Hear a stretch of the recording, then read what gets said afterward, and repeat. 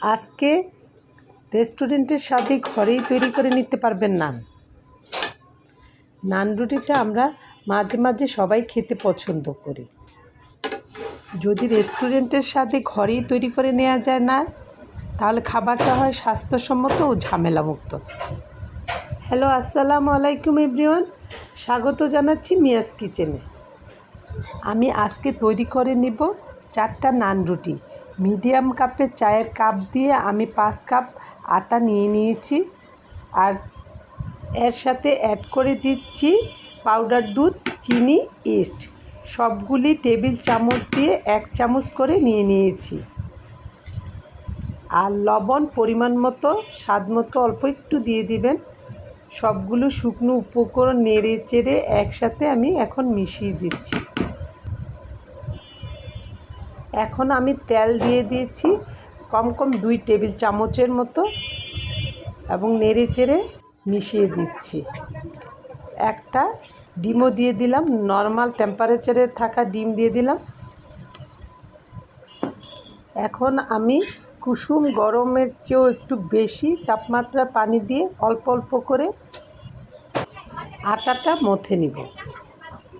পানি একবারই বেশি করে দেওয়া যাবে না, অল্প অল্প করে দিব আর আটাটা মথে নিব। একদম বারে বারে মথে নিতে হবে।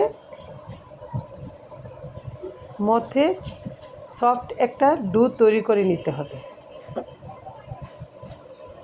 শক্ত করা যাবে না, তাহলে রুটিটা শক্ত হয়ে যাবে।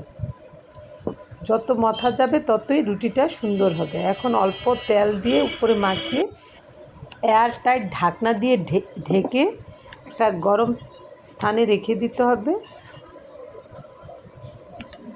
3 ঘন্টা পর আমার এই ফুলে ডবল হয়ে গিয়েছে, সফটও হয়েছে আরও বেশি। এখন আমি মথে বাতাসটা বের করে দিচ্ছি, আবার মথে নিচ্ছি।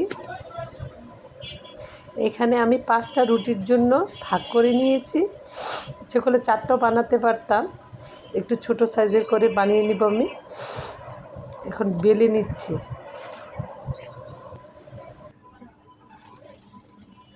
আর রুটিটা দেওয়ার আগে তাওয়াটা একটু প্রিহিট করে নিলে ভালো হয়। এখানে রুটিটা মিডিয়াম আঁচ রেখে 3 উল্টানে নামিয়ে নিতে হবে। প্রথমে হালকা করে ভেজে নেবেন, তারপর পুরাই হয়ে যাবে, তারপর হালকা অংশটুকু আর একটু ভেজে নেবেন। হয়ে গেল আমার রুটি। এখন একটু বাটার ব্রাশ করে নিয়েছি। ভালো থাকবেন সবাই। আল্লাহ হাফেজ।